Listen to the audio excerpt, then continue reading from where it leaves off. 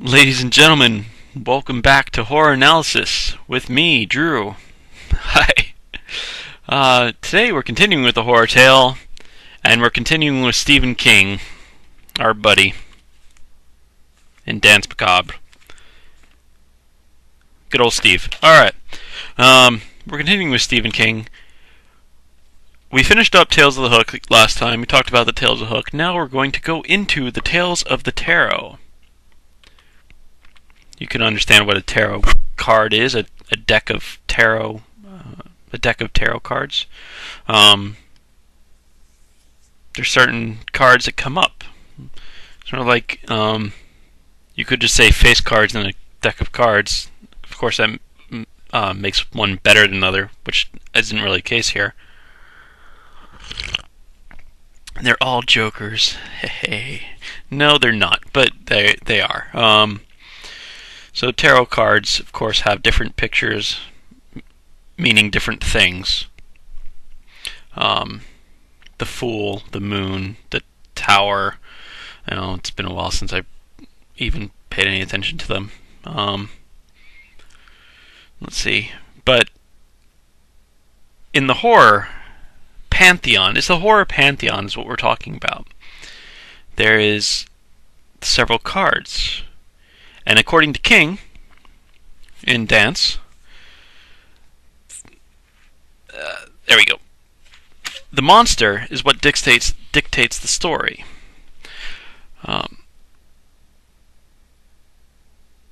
In the Tales of the Hook, it's just whatever you can to scare them.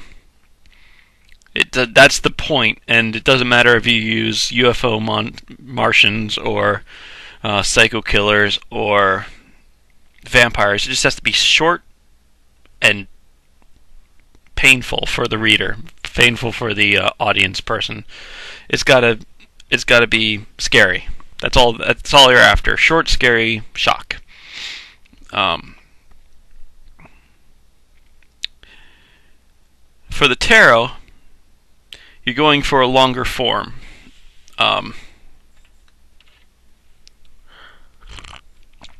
I have my tea. Taking a break from hot water. I want some tea tonight. It's good too. Alright.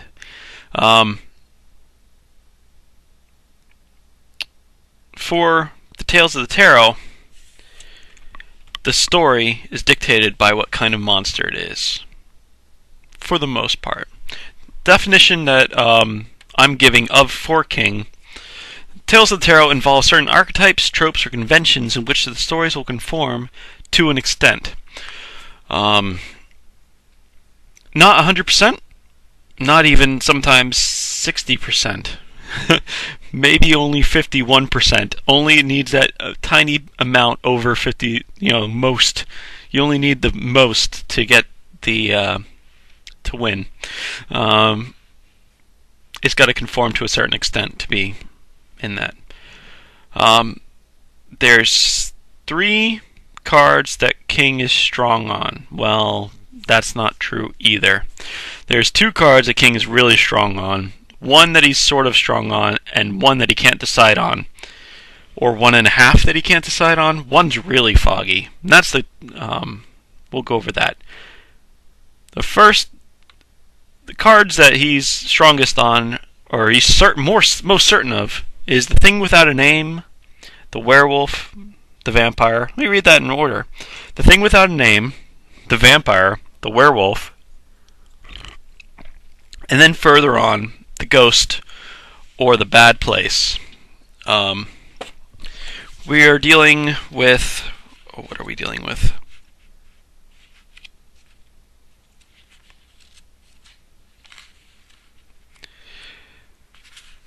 Page 65 in... Of course, I'm in the British version. It's actually the section entitled Tales of the Tarot, and the first ones he's talking about. The first section of that is him talking about what a tarot is.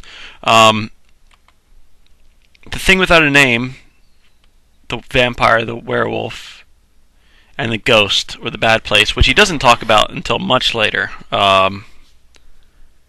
which is weird. You'd think he would. It's one of the problems that we're going to run into. The problem actually between Danse Macabre and Noel Carroll's Philosophy of Horror. In Philosophy of Horror, you're going to have very exact writing. It's very scientific. It's very exact. But a lot of it we don't agree with. We don't agree that Jaws isn't a monster. We don't agree that Norman Bates isn't a monster. It doesn't feel right. It doesn't ring true. King is all for Norman Bates and Jaws being monsters. He just isn't scientific. So when he's explaining stuff, it makes sense to us, but it's not exact. Yeah. So that's the problem we're running into. Especially with the Ghost, and a lot with this as well. A lot with the first card, which is A Thing Without a Name, typified by Mary Shelley's Frankenstein. Or if you like, I have this audiobook that I got from Borders back when it was in existence. I don't like this reader. I don't like the narrator. I don't think he's a good reader. He's read. Apparently, he's done over 75 productions and won awards for his reading. And he's supposed to be such a great reader, and I can't stand him. I think he's dry. I think he's overdramatic. I just don't think he's a very good reader. You can go to LibriVox.org, LibriVox.org, and find pretty much all the tarot cards stories that we're after. And if you're curious, it's these. I haven't the paper version. Mary Shelley's Frankenstein, Bram Stoker's Dracula, which is the vampire card, if you haven't guessed, and Robert Louis Stevenson's The Strange Case of Dr. Jekyll and Mr. Hyde, which typifies the werewolf card. King mentions for the fourth card, the Ghost, the Bad Place, which we're not even sure if that's the fourth and the fifth, the 4.5. Is it its own card at all? He calls it the Mississippi of the supernatural writing of horror fiction is the Ghost. So he doesn't say he doesn't say that there is one particular story that typifies it. He mentions Turn of the Screw, but it's not in our cultural concept of what a ghost is. And I don't think it's a very good story either. However, that's for the Ghost Day, and we're going to get to that, of course, as well. We are on Frankenstein. I do recommend this version as well if you want a print version. You get all 3 stories that we're talking about. Plus you get a neat little intro by Stephen King, which is well worth the price, especially if you're like me and you paid 99 cents for it at Goodwill. It's definitely worth the price. But you could probably find this used as well. If you can find it new. It's $7.95, which isn't a bad price for 3 classic books. I don't like Frankenstein. I won't say I do. I like Dracula quite a lot, and I liked Strange Case of Dr. Jekyll and Mr. Hyde a bit too. They're much stronger stories. I think they're better written. They're much more enjoyable reads. Stephen King disagrees. He says that Frankenstein is the best written, but probably the least read. He doesn't seem to think he seems to think that it has problems as well with enjoyability, but he still thinks it's better written. I think it's written like a person who's married to a poet, which is what it was. I really sense a lot of Percy Shelley influence on Mary on this one. Very poetic writing, overly poetic writing where it doesn't need to be. I think her so-called original version was supposed to be like 99 pages, and it got a lot longer when her husband encouraged her to flesh it out. And this, it's over 200, 220, 220-ish. And of course, its subtitle is Modern Prometheus, because, as I'm sure we know, Frankenstein refers to the doctor, not the monster. Except it doesn't. This is part of this. I have at the bottom, sort of.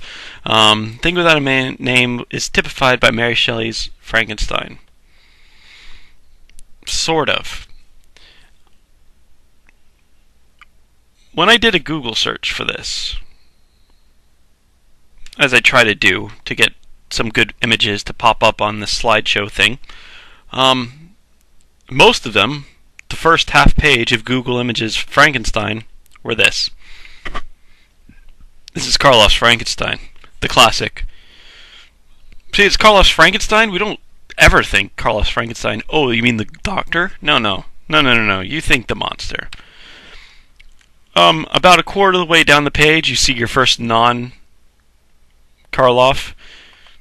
It's Peter Boyle in Young Frankenstein. You'll also, about this point in the Google search, see the Lady Frankenstein with the hair. You know, the hair.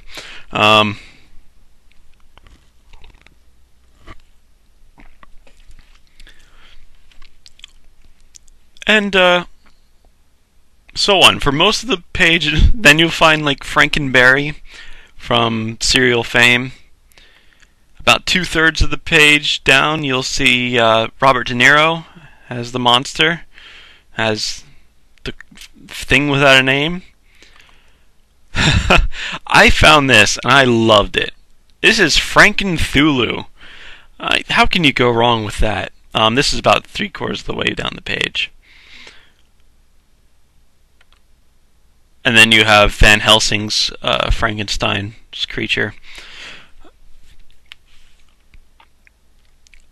Now that's what came up. There is maybe 1-2 doctor, or 1 or 2 with a doctor in it. Usually the doctor and the creation are in the same picture. But mostly it's Boris. And it should be Boris. Boris is what we think of. Stephen King actually makes a good point about this. Look, we all know from,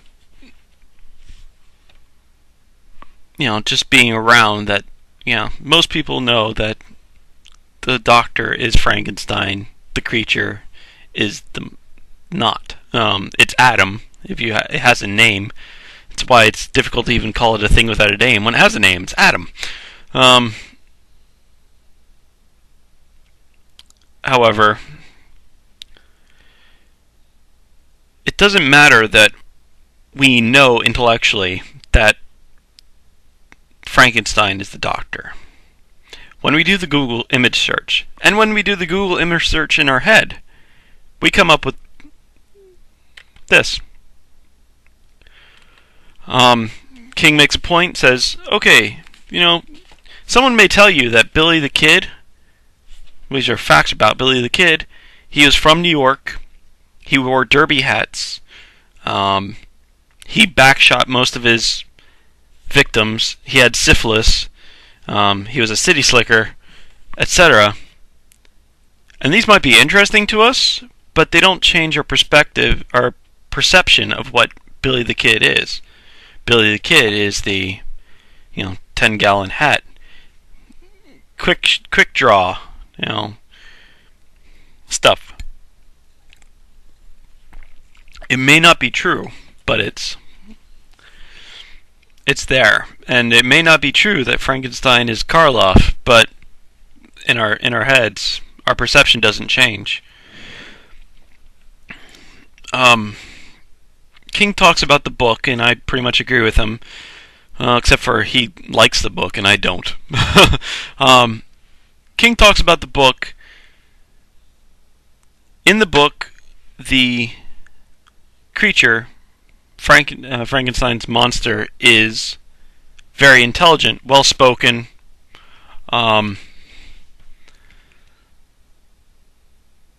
learned,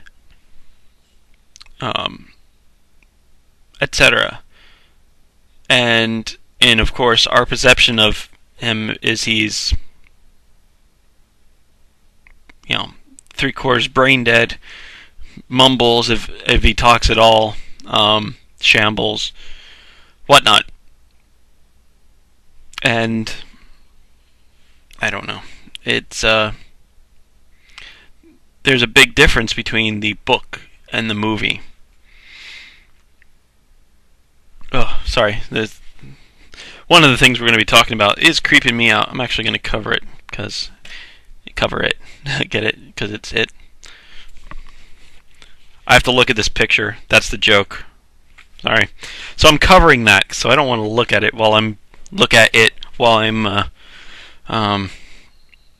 talking about Frankenstein, because it is a thing without a name, and we're going to be talking about it later. And it's also Stephen King, of course. Book and movie. The movie. Anyway, so how did it change? And of course, the answer: how did it change from? How did Frankenstein's creature change from a well-spoken, intelligent, dangerous? He's still dangerous, but he's well-spoken, intelligent, learned, literate, etc. person to the shambling around the moors and with Boris Karloff here, bolts in the neck, etc. King's answer is probably right. It's the movies. Frankenstein's been made, she says, more times than any other movie, including the Bible, and he's probably right. This is from 1910's Frankenstein, which is one of the first movies ever, and it was produced by Thomas Alva Edison, who was the one who was making the film and stuff in the first place. This is the creature. It's not even that much of a stretch between that and that. He also mentions Blackenstein, which I have nothing on. I have no idea what's up with this.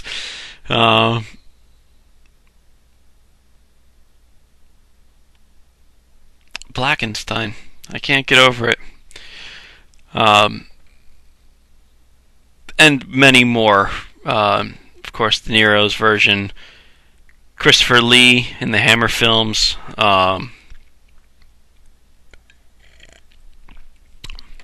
See, Monster Squad. There was a Frankenstein in there. There's plenty.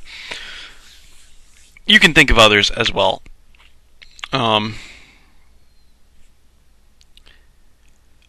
It doesn't matter that... Actually, De Niro's version was supposed to be closer to the book. I will make a point. I haven't seen De Niro's version. I think that's also the Kenneth Branagh version? Don't quote me, I'm not 100%. Or was the Kenneth Branagh version the...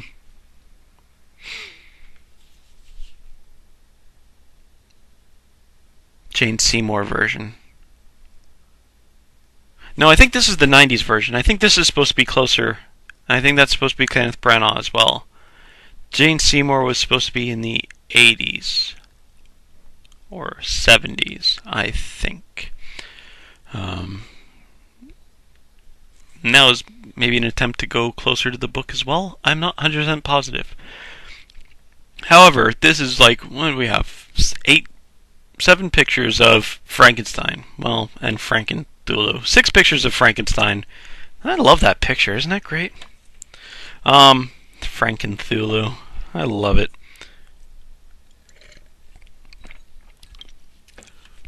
Of different ones, and that's not all of them. That's just first page of Google search. Well, I had to do an extra Google search for Blackenstein, and I had to do an extra Google search for the Edison version. But for the most part, when we think, the Frankenstein is that. The movies is what gives us our perception of what Frankenstein is, despite what the book says. And King makes the point of saying, if you read the book and you're expecting action, you're not going to get action. There's methodical. The creature's destruction, attacking of Frankenstein, the doctor, is methodical. It's not a rampage, as it's portrayed by Boris Karloff, etc.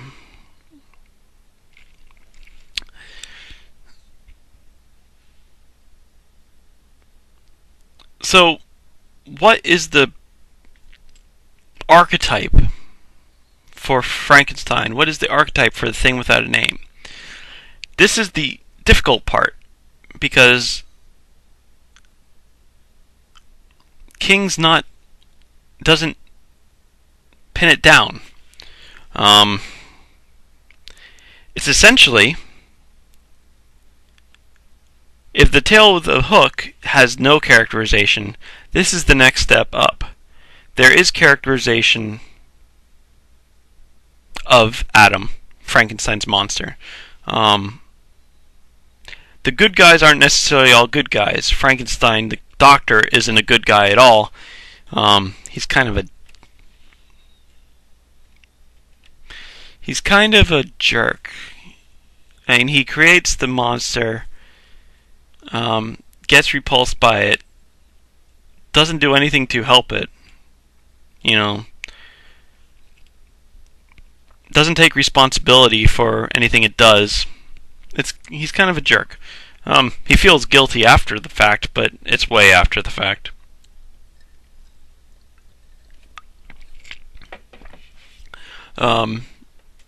Frankenstein itself, which is part of the archetype, I'm thinking, because this is the least nailed down one, besides the ghost, which is really difficult.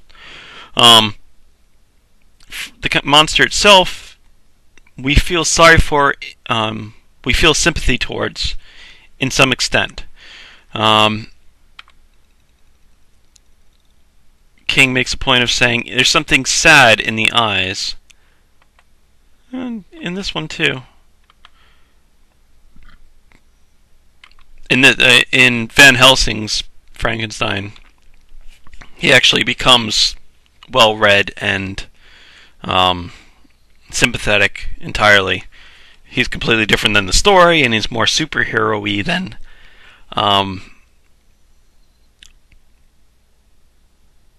monstery, evil. The creature, the thing without a name, is evil because he was forced into it. He was pushed into it. There's some sympathy there. King says, when King Kong dies, people cry. We don't really cry when Frankenstein's monster dies, but we do at least feel ashamed of our own relief that he's dead. There's a dichotomy that's built in through Mary Shelley, that King also points out, is that we want to throw stones. We want to destroy the beast. We want to destroy the fiend. But we also know it's an outsider, so we actually empathize, and we feel the stones stinging us.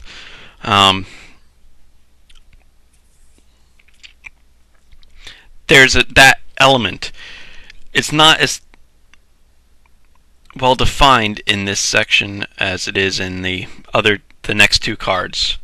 The next two cards are essentially vampire is outside evil, stuff attacking you for no reason whatsoever, and werewolf, inside evil, you're fighting yourself.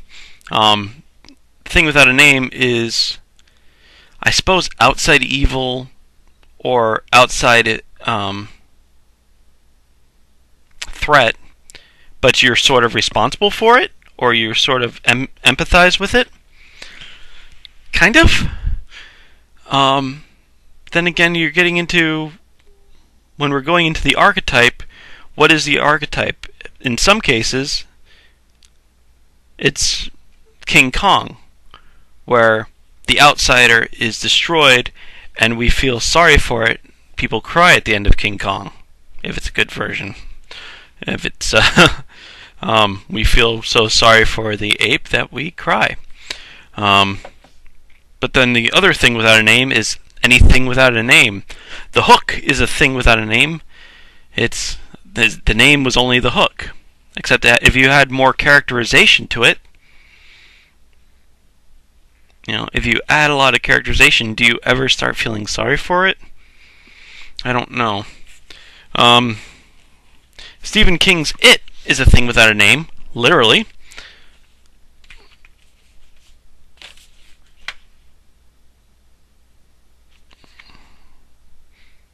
I mean, this is a long book. The book is 800? Oh, no. No. It's well over 1,000. 1,093. That's acknowledgements, I guess. 1,090. 1078 is the before the epilogue. We're well over 1,000 pages in it. The movie is a double disc. It's you watch the first side, then you have to flip it over to watch the second side. That's a long movie. How many hours? What do we got here? 187 minutes. So that's what? That's 3 hours and 20 minutes? 27 minutes? 60 is 18. No, 3 hours and 7 minutes.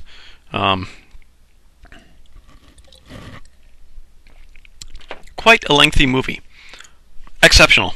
Both book and movie are exceptional. Alright, Tim Curry, I can't look at your face anymore.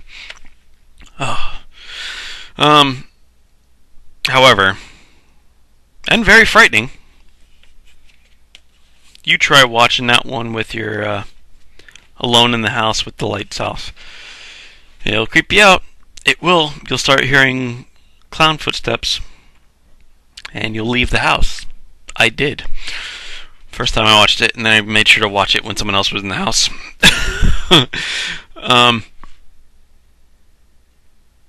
Then much later I read the book. But you don't feel sorry for it, ever.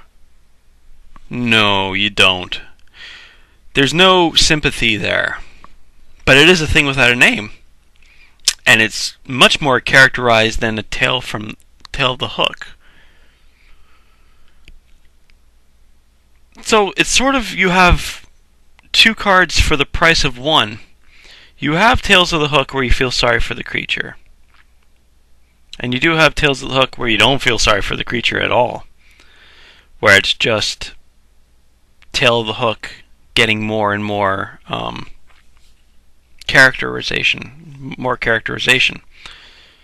I mean, Stephen King might have been trying for it. He might have said, hey, let me do a Tales of the Hook and have the bad guy be as black-hearted as possible. Was it black as a soul as black as midnight in a mine shaft? I think one of his lines in the older ones, in another part. He might have been shooting for that. In that case, he succeeded. But there's plenty of other creatures without a name. The nameless ones. Lots of its, the things, blah, blah, blah. Anything where you don't have a name for the creature, the creeping unknown, etc. Where you don't feel sorry for them in any way, shape, or form, but they're literally things without names. I mean, Adam in the book isn't. The archetype in the movie is. And there are things without names that you feel sorry for. So that might be part of it too. So when I defined, don't think King, this is not King's definition of Tale of the Tarot. This is mine, but I hope he agrees with it. I hope he'd agree with it. They involve certain archetypes, tropes, or conventions which the stories will conform to an extent. It doesn't have to conform a lot. But there are non-Frankenstein horror. There are non-Frankenstein things without a name that you don't feel sorry for. And there are Frankenstein-ish things without a name that you do feel sorry for. And they're later on, of course, they became Frankenstein-ish things without a name that were the heroes. And it became, in Van Helsing, the most noble character, including above Van Helsing, was Frankenstein. He was as noble as you could possibly get. Van Helsing was kind of a dick on occasion. You figure he had to be, but even still. In the early 60s, we had the Hulk, which was originated the Marvel guys. I think it was it Stan Lee? I think it might have been Stan Lee. It might have been someone else who created the Hulk. But he wanted to create, in my research today, I Wikipedia'd it. He wanted to create half Dr. Jekyll and Mr. Hyde and half Frankenstein.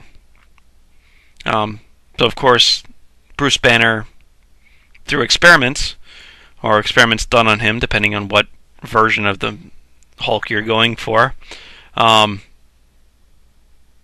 starts changing from one to another. Bruce Banner to Hulk. That's the split.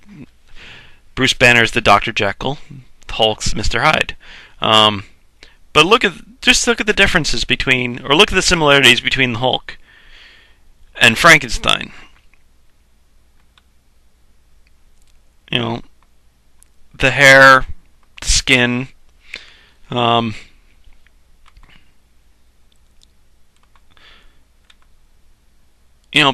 take away the bolts from the neck and you have the Hulk.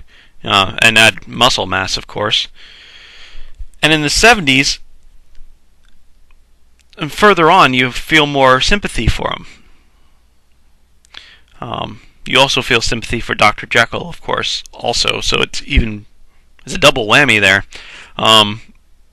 We'll talk about that in 2 days when we talk about Dr. Jekyll and Mr. Hyde and the Tale of the Werewolf. But in the 70s TV show, he would save the day, and then, as the Hulk, Bruce Banner would become the Hulk, save the day, and then he'd be ostracized and have to leave town, all sad, and the sad piano music would play, etc. In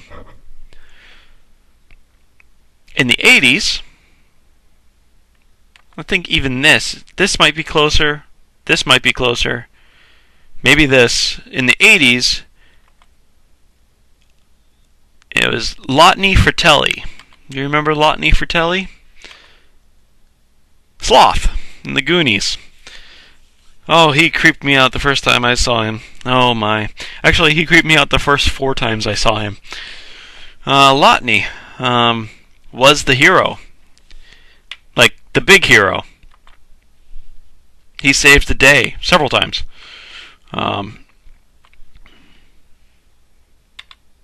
And he's at least vindicated and protected by the children when he shows up at the end, and the adults see him and freak out. And again, Sloth, which is Lotteny, and the Hulk, Bruce Banner's alter ego, these are things with a name, literally. Sloth is not a person's name. The guy's name's Lotteny. Why are you calling him Sloth? Sloth means slow moving, or it's an animal who's known for slow moving. slow-moving, lazy as a deadly sin. And the Hulk just means Hulk, big hulking thing, large. So it's the large and the slow, and those are your two heroes. And you feel sorry for them. And they, like Frankenstein, didn't ask, well, Bruce Banner was messing with stuff he shouldn't have been messing with, depending on what version you're talking about. Sometimes it's his dad was messing with stuff that he shouldn't have been messing with, and Bruce Banner got the bad short end of that stick. Depending on what movie you're watching, depending on what comic book series you're reading.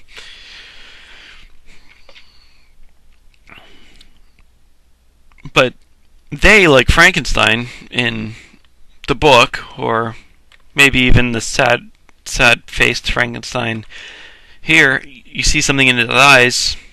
He didn't ask for this.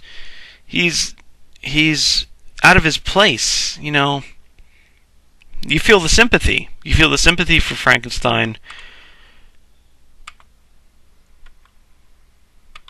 All these guys, you feel sympathy for them.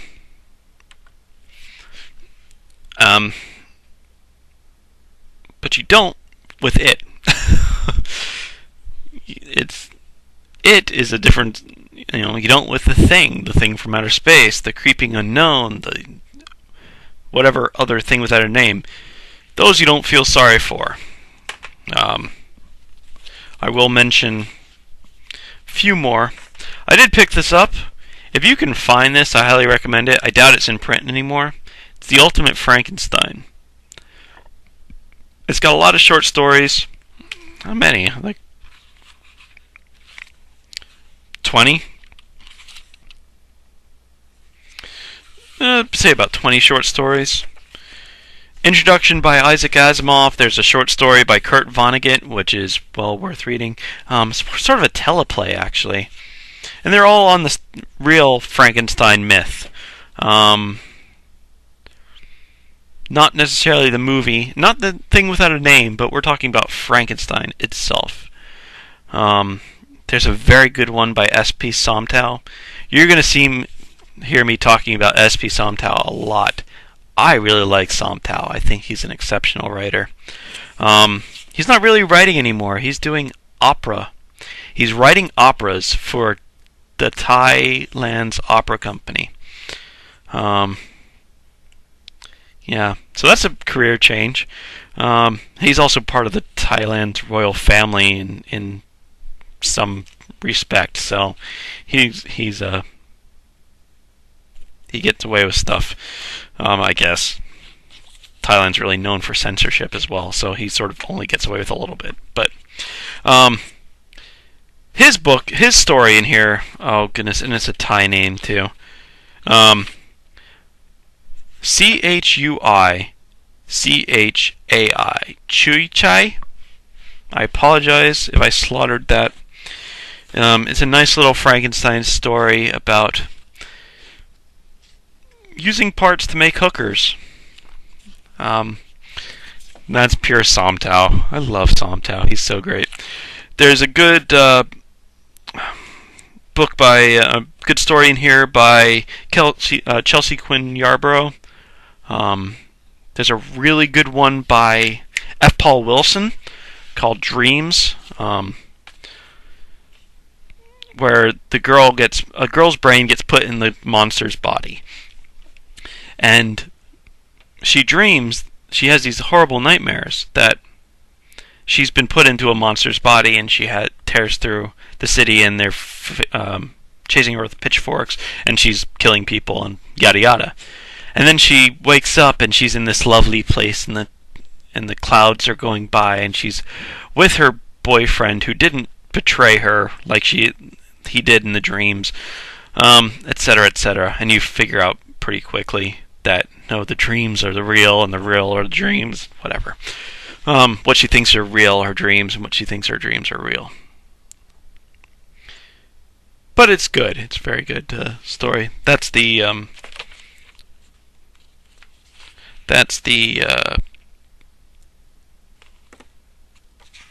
F. Paul Wilson. Um, the Vonnegut one is a teleplay about sort of,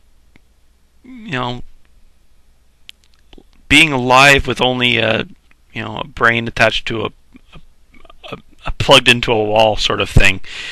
It's kind of weird. Ambience is creepy. I'm not sure it's scary. I'm not sure any of these are scary, but the ambience is very creepy on most of them. Yeah, I recommend it if you can find it. I have it in hardcover. I think I have seen it before in softcover in used bookstores.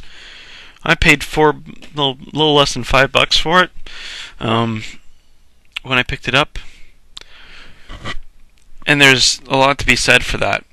I'm having a problem talking about this one because it's not pinned down. The next two are going to be very, not cut and dry, but a lot easier to explain.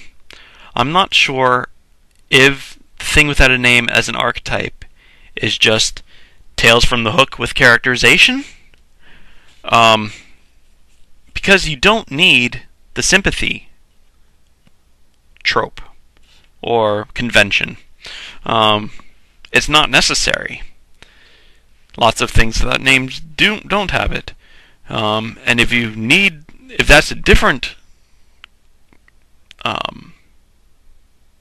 archetype, the thing without a name that doesn't need sympathy, then doesn't seem to be enough in the thing without a name that does need sympathy to be its own type. They seem too divided. There's a split between these two forms. There's the thing without a name that needs sympathy and the thing without a name that doesn't need sympathy. I'm not sure what he's talking about. Again, that's the problem between the scientific Noel Carroll that I don't necessarily agree with and doesn't ring true to me, and the Danse Macabre that rings true but doesn't explain things very scientifically or very well. So next time, of course, we'll be going into the vampire card, which is Dracula, and we're going to be going over we're going to talk a little bit about another S.P. Somtow book, because his Dracula series, his vampire series, is exceptional. And most of the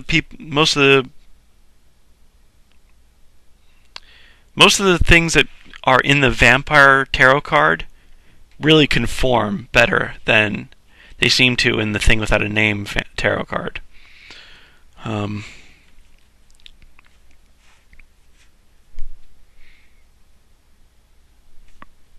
Yes.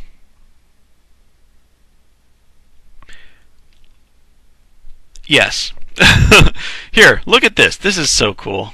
Come on. It's Frankenthulu.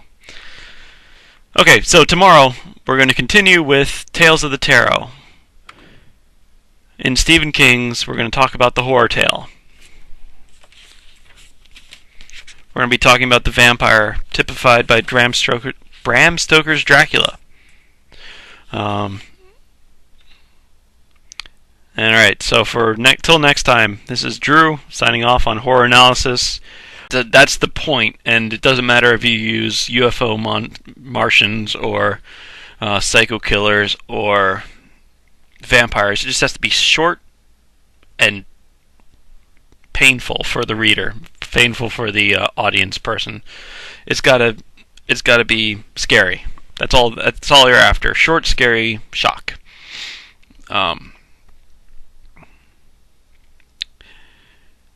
For the tarot, you're going for a longer form. I have my tea. Taking a break from hot water. I want some tea tonight. It's good too. Alright.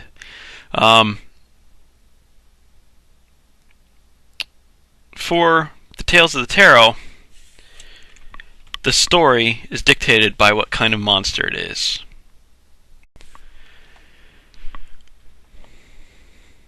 Ladies and gentlemen, welcome back to Horror Analysis with me, Drew. Hi. Today we're continuing with the horror tale, and we're continuing with Stephen King, our buddy, in Dance Macabre. Good old Steve. Alright. We're continuing with Stephen King. We finished up Tales of the Hook last time. We talked about the Tales of the Hook. Now we're going to go into the Tales of the Tarot. You can understand what a tarot card is, a deck of tarot cards. There's certain cards that come up. Sort of like you could just say face cards in a deck of cards. Of course, that makes one better than another, which isn't really the case here. For the most part, definition that I'm giving for King. Tales of the Tarot involve certain archetypes, tropes, or conventions in which the stories will conform to an extent. Not 100%, not even sometimes 60%. Maybe only 51%. Only needs that tiny amount over 50, most. You only need the most to get the, to win. It's got to conform to a certain extent to be in that. There's 3 cards that King is strong on. Well, that's not true either. There's 2 cards that King is really strong on. One that he's sort of strong on, and one that he can't decide on. Or 1.5 that he can't decide on. One's really foggy. And that's the... we'll go over that. The cards that he's strongest on, or he's most certain of, is the Thing Without a Name, the Werewolf, the Vampire. Let me read that in order. The Thing Without a Name, the Vampire, the Werewolf, and then further on, the Ghost, or the Bad Place. We are dealing with...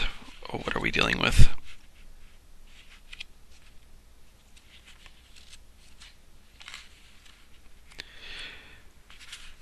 Page 65 in... Of course, I'm in the British version. It's actually the section entitled Tales of the Tarot, and the first ones he's talking about. The first section of that is him talking about what a tarot is. They're all jokers. Hey. No, they're not, but they are. So tarot cards, of course, have different pictures, meaning different things. The Fool, the Moon, the Tower. I know it's been a while since I even paid any attention to them. Let's see. But in the horror pantheon, it's the horror pantheon is what we're talking about. There is several cards. And according to King, in Dance, there we go. The monster is what dictates the story.